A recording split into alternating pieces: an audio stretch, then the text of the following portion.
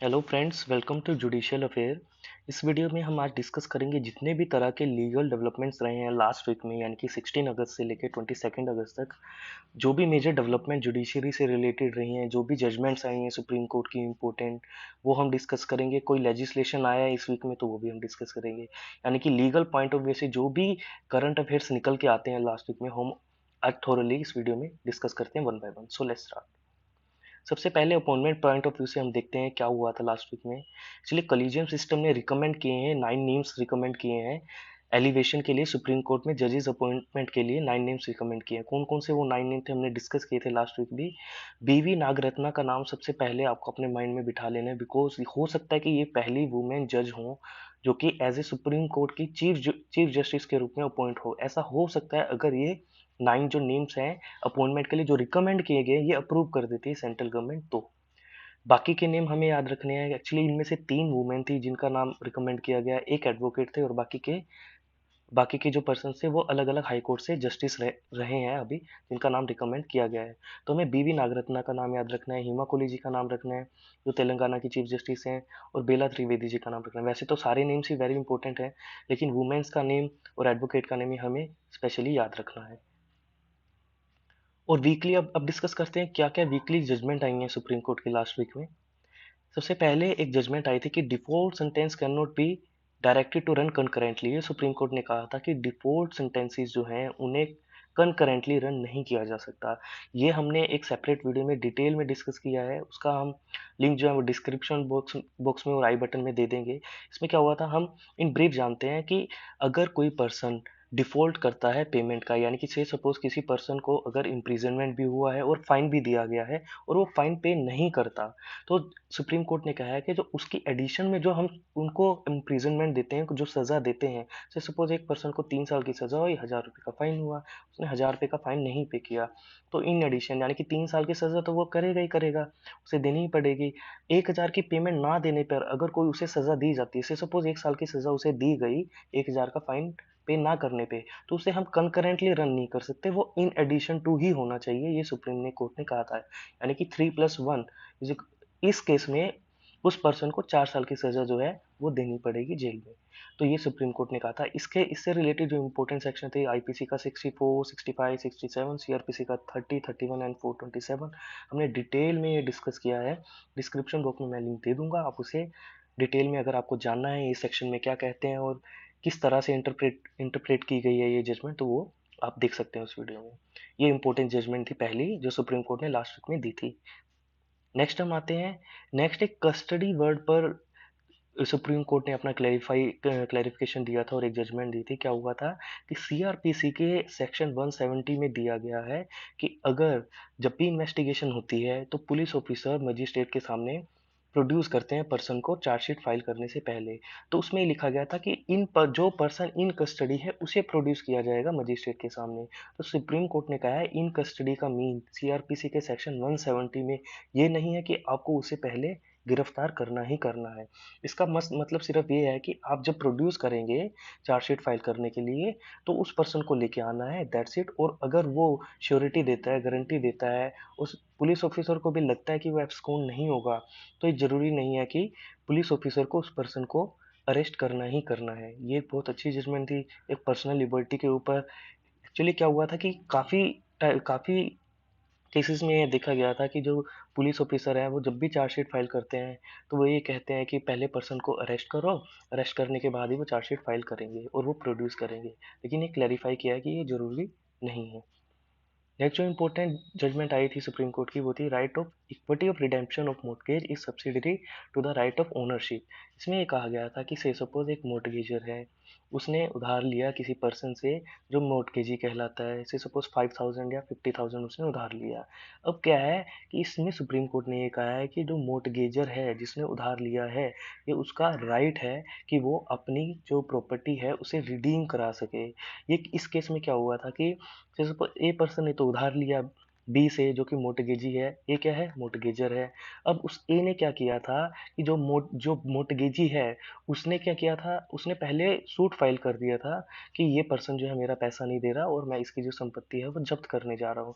लेकिन in between क्या हुआ था, ये केस फाइल करने से पहले जो पहले ओनर था जिसने पैसा उधार लिया था उसने किसी को सेल आउट कर दिया था, सी पर्सन को। अब एक्चुअल में वो सी ओनर नहीं है, लेकिन उसने क्या है मोर्टगेजर के शूज पहन लिए हैं। तो उसी पर्सन ने कहा था कि अब ये मेरा राइट है, मैं इसे रिडीम करवा सकता हूँ अपनी प्रॉपर्टी को, यानी कि अपनी जो प्रॉपर्टी है उसे छुड़वा सकता हूँ, क्योंकि ये जो मोर्टगेजी है उसने जो सूट पहले फाइल किया है उससे पहले ही ये सेल जो है एग्जीक्यूट हुई थी। तो ये सुप्रीम कोर्ट ने कहा था कि यस उसका ये राइट है, वो अपनी प्रॉपर्टी जो है वो रिडीम करा सकता है, वो छुड़वा सकता है। इस केस में जो इम्पोर्टेंट सेक्शन है वो है ट्रांसफर ऑफ प्रॉपर्टी का section number 60, transfer of property का सेक्शन नंबर 59A एंड 91। अगर हमें ये डिस्कस करना है, आप चाहते हैं कि इन सेक्शंस में क्या कहा गया है, किस तरह से लिंक किया गया है इन सेक्शन को, तो उस वीडियो का भी मैं लिंक इस डिस्क्रिप्शन बॉक्स में दे दूंगा। हमने डिटेल में इसे भी डिस्कस कर रखा है। नेक्स्ट हम चलते हैं कि एक सुप्रीम कोर्ट ने कहा था genuineness of the property transaction can not B doubted merely because thumb impression was affixed instead of signature। Supreme court ने ये क्लियर किया है, अगर कोई प्रॉपर्टी की ट्रांजैक्शन हुई है उसमें थंब इम्प्रेशन दिया गया है और सिग्नेचर नहीं किए हैं पर्सन ने, इट डजेंट मैटर कि वो एजुकेटेड था या नहीं था, तो वो जो थंब इम्प्रेशन है वो भी माने जाएंगे और उसकी भी वैल्यू, उसे भी ऑथेंटिक माना जाएगा, उसकी जेन्युइननेस पर कोई भी डाउट नहीं किया जाएगा। ये सुप्रीम कोर्ट ने इसलिए कहा था क्योंकि हर एक पर्सन का जो थंब इम्प्रेशन है वो यूनिक है। सुप्रीम कोर्ट ने कहा था इट डजेंट मैटर कि वो थंब इम्प्रेशन दे रहे हैं या साइन दे रहे हैं, थंब इम्प्रेशन की भी वैल्यू उतनी ही है जितने की सिग्नेचर की है। सुप्रीम कोर्ट ने ये क्लैरिफाई किया था लास्ट वीक। नेक्स्ट क्या था, mere overruling of principle by subsequent judgment will not dilute binding effect of the decision of interparty। Supreme court ने ये भी एक इम्पोर्टेंट जजमेंट दी थी। एक्चुअली इस केस में क्या हुआ था, इस केस में ये हुआ था, से सपोज किसी किन्हीं दो पर्सन का डिस्प्यूट है, दो पार्टीज का डिस्प्यूट है, सुप्रीम कोर्ट ने किसी प्रिंसिपल के तहत उसे क्या किया, डिसीजन दे दिया। जैसे सपोज एबीसी प्रिंसिपल है, उन्होंने कहा कि according to ABC principle a party जो है वो जीतती है, बी पार्टी जो है वो हारती है। अब सुप्रीम कोर्ट का कहना है कि से सपोज एबीसी प्रिंसिपल में कुछ चेंज होता है, इसका मतलब ये नहीं है कि जो पहली की सारी जजमेंट है हम उनकी अपील सुनेंगे।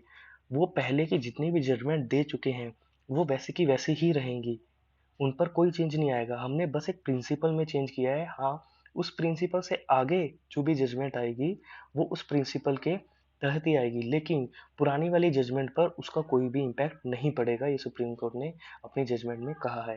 यानी कि जो डिसीजन सुप्रीम कोर्ट ने या किसी कोर्ट ने दे दिया है और बाद में कोई प्रिंसिपल चेंज होता है, इट डजेंट मीन कि हम कहेंगे अब ये प्रिंसिपल चेंज हो गया है तो आप हमारी जजमेंट जो है उसे भी चेंज करें। सुप्रीम कोर्ट ने ये क्लैरिफाई किया है। तो ये सारी की सारी इंपॉर्टेंट जजमेंट जो हैं सुप्रीम कोर्ट ने लास्ट वीक में दी हैं। अब आगे बढ़ते हैं, क्या इंपॉर्टेंट लेजिस्लेशन एक्ट या अमेंडमेंट आए हैं इस वीक में वो डिस्कस करते हैं। एक्चुअली 105th अमेंडमेंट जो है उसकी कंसेंट मिली है प्रेसिडेंट से। 105th अमेंडमेंट को हमने डिटेल में डिस्कस किया, उसका भी लिंक मैं डिस्क्रिप्शन बॉक्स में दे दूंगा, अगर आप चाहते हैं उसे भी देखना कि क्या है इसमें। बैकग्राउंड में बता देता हूँ कि जो एस सी बी सी हैं, एक्चुअली एक डिस्प्यूट हो गया था कि जो ओबीसी की लिस्ट है वो सिर्फ सेंटर ही बना सकते हैं, लेकिन ये जो अमेंडमेंट बिल है ये इसलिए लाया गया है ताकि स्टेट को भी, एक्चुअली पहले भी बनाते थे स्टेट ओबीसी की लिस्ट, लेकिन एक सुप्रीम कोर्ट की मराठा रिजर्वेशन की जजमेंट से ये थोड़ा सा डाउट में आ गया था, तो उसे क्लैरिफाई करने के लिए ये पूरा का पूरा अमेंडमेंट लाया गया। हमें बस ये याद रखना है, इसमें जो आर्टिकल हैं जो अमेंड हुए वो है 338B, 342A एंड 366। इनमें जो है अमेंडमेंट की गई है।